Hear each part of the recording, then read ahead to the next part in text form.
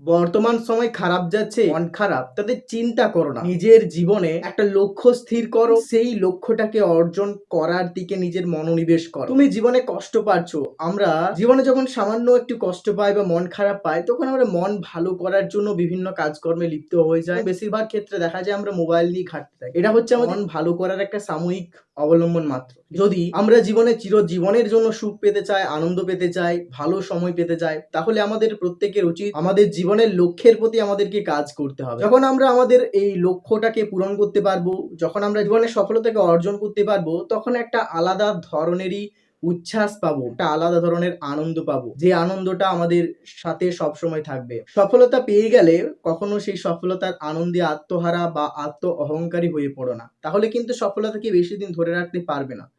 সফলতা যখনই আসবে তখন বিনম্র হও। তোমার হাতে এতদিন কিছু ছিল না বলে তুমি মানুষকে সাহায্য করতে পারতে না। তোমার পাশে যেসব মানুষ দুর্দশাগ্রস্ত, দারিদ্র্যের জ্বালায় জর্জরিত, তোমার হাতে যখন টাকা পয়সা আসবে, তুমি যখন সাফল্য লাভ করতে পারবে, তোমার প্রয়োজনীয় সমস্ত চাহিদা মিটিয়ে তারপর মানুষজনকে সাহায্য করো, তাহলে ঈশ্বর তোমার মঙ্গল করবেন।